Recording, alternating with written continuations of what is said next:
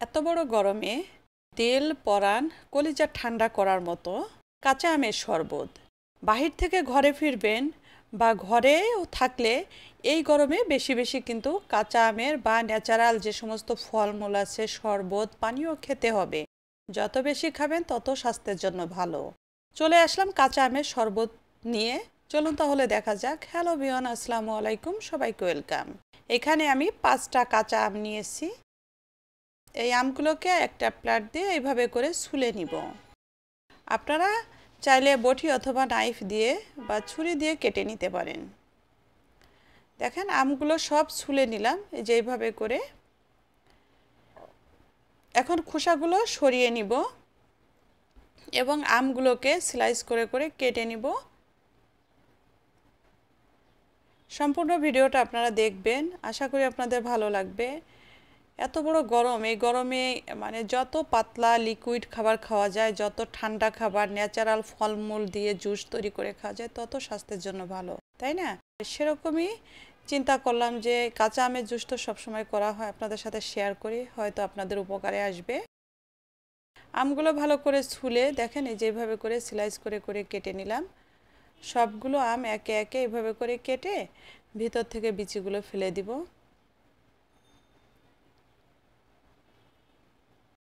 এখনও আম কিন্তু ওরকম বড় হয় নাই। মানে আমি দেশে যখন গিয়েছি দেশ থেকে আনা এই আমগুলো ঈদের সময় শেয়ার করব আপনাদের সাথে। একটু লেট হয়ে গেল, আর গরমে তো বুঝতেই পারছেন যে কী অবস্থা, সবারই অবস্থা খারাপ। শেয়ার করব যাতে আপনারাও তৈরি করে খেতে পারবেন ন্যাচারাল একটা জুস। বড় আম হলে বিচি থেকে আমটাকে সাইড থেকে কেটে নিতে হবে।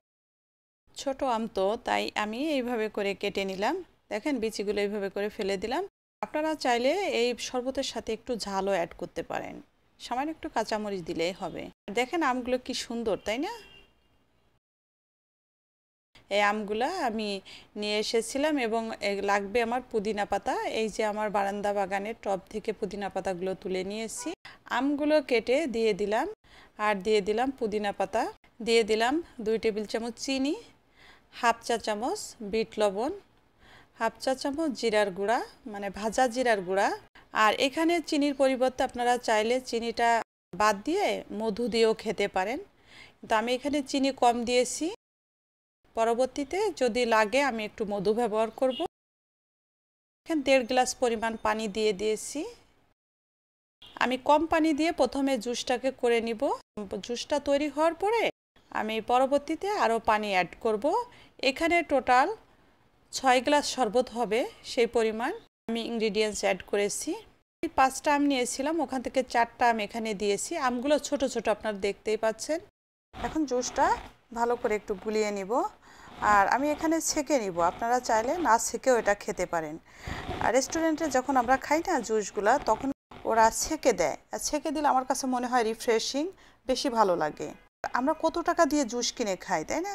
ঘরে তৈরি করে যদি এভাবে আমরা খুব সহজে খাই, যেটা ন্যাচারাল একদম হাতে তৈরি, অন্যরকম একটা টেস্ট এবং ফিলিংস। কিছু বরফ কিউব দিয়ে আমি জুসটাকে ব্লেন্ড করে নিয়ে ছেঁকে নিয়েছি। আপনারা চাইলে না ছেঁকেও এটা খেতে পারেন, কিন্তু আমার কাছে মনে হয়েছে ছেঁকে নেওয়াটাই বেস্ট হবে। দেখেন একটু গ্লাসে আমি সার্ভ করলাম একটু পুদিনা পাতা দিয়ে। আর দুপুরবেলা আমি কিন্তু আজই করেছি শরবতটা, বানিয়ে কিন্তু লোভ সামলাতে পারিনি। আমিও খেয়েছি, আমার ছেলেরাও বাচ্চারা খেয়েছে, ওরা বাহির থেকে এসেছে, সবাই ভীষণ পছন্দ করেছে এবং খেতে অসম্ভব টেস্ট হয়েছে। আশা করি আপনাদেরও ভালো লেগেছে। ভালো লাগলে শেয়ার করে রেখে দিবেন টাইমলাইনে। অবশ্যই এই গরমে তৈরি করে খাবেন এবং অন্যকেও দেখার সুযোগ করে দিবেন। যারা নতুন অবশ্যই আমার পেজটা ফলো করবেন, ইউটিউব থেকে দেখছেন চ্যানেলটা সাবস্ক্রাইব করবেন, লাইক কমেন্টস করতে কিন্তু ভুলবেন না।